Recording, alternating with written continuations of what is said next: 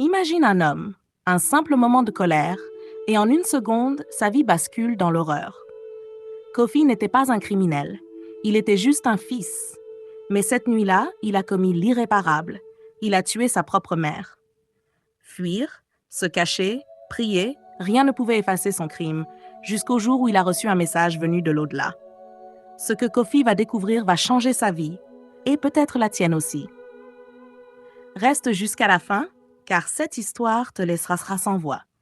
Et si tu veux plus d'histoires puissantes comme celle-ci, abonne-toi maintenant et active la cloche. Dans un petit village en Afrique de l'Ouest, vivait Kofi, un jeune homme d'environ 30 ans. Il était connu pour son courage et sa force, mais aussi pour son tempérament de feu. Il n'avait jamais connu son père et avait été élevé par sa mère Nana, une femme douce et aimante qui s'était sacrifiée pour lui. Depuis tout petit, Nana lui répétait « Kofi, mon fils, la colère est comme une flamme.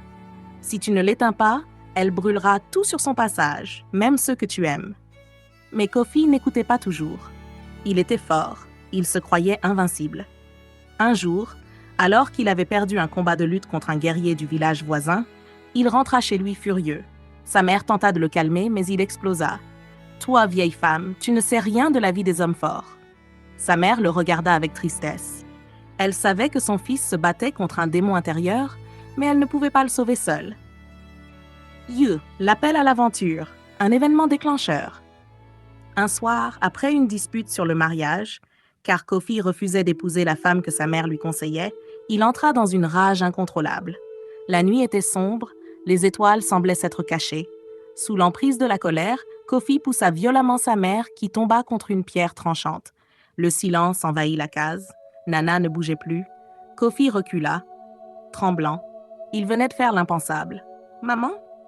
Mais il était trop tard. Le cri qui s'échappa de sa gorge fit trembler le village. Les anciens et les voisins accoururent, mais en voyant Nana inerte, ils baissèrent les yeux. Paniqué, Kofi prit la fuite avant que les villageois ne puissent le juger. Il courut dans la forêt, là où les esprits anciens habitaient. Pendant plusieurs jours, il marcha sans but, hanté par le visage de sa mère. Il pleurait sans arrêt, mais ses larmes ne pouvaient effacer son crime. Dans la solitude de la forêt, il commença à voir des ombres. Il entendait la voix de Nana dans le vent. « Mon fils, la colère t'a consumé, mais il n'est pas trop tard. » Iva. La rencontre avec le mentor, une aide inattendue. Un jour, alors qu'il était à bout de force, il tomba devant une vieille femme mystérieuse au bord d'une rivière sacrée. Elle le regarda avec sagesse et lui dit « Les esprits m'ont parlé de toi, Kofi. Tu cherches la paix, mais elle ne viendra que si tu affrontes ton destin. » Kofi hocha la tête, les larmes aux yeux. Il voulait réparer son erreur. La femme lui remit un amulette en bois sculpté et lui dit « Va dans le royaume des ancêtres. Là-bas, tu devras affronter ton passé pour obtenir le pardon. » L'épreuve suprême dans le monde des esprits. Guidé par l'amulette, Kofi pénétra dans un autre monde, celui des esprits. Il se retrouva dans un village où tout semblait irréel. Les arbres murmuraient, les rivières chantaient. Soudain, il vit sa mère Nana, debout devant lui, entourée d'une lumière dorée. « Maman, je suis désolée. » Mais Nana sourit tristement. « Mon fils, je t'ai pardonné, mais toi, t'es-tu pardonné ?»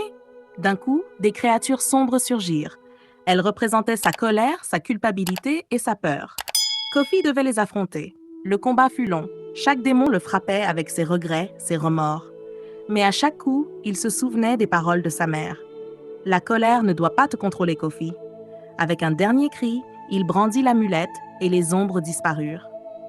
Vice, le retour avec l'élixir, leçon et rédemption. Lorsqu'il se réveilla, il était allongé au bord de la rivière. La vieille femme le regardait avec bienveillance. « Tu as gagné contre tes démons. Il est temps de retourner chez toi, Kofi. » De retour au village, il tomba à genoux devant les anciens et avoua son crime. Mais au lieu de l'exécuter, ils décidèrent de le punir autrement. Il deviendrait un sage. Il apprendrait aux jeunes du village à contrôler leur colère pour éviter son destin tragique. Pendant des années, Kofi devint un guide. Il racontait son histoire aux enfants, leur apprenant que la colère mal contrôlée pouvait détruire tout ce qu'on aime. Et chaque soir, il se rendait sur la tombe de sa mère et murmurait « Merci, maman. Grâce à toi, j'ai appris à devenir un homme. Une histoire de rédemption. Cette histoire nous apprend que la colère peut être notre pire ennemi si nous ne savons pas la maîtriser.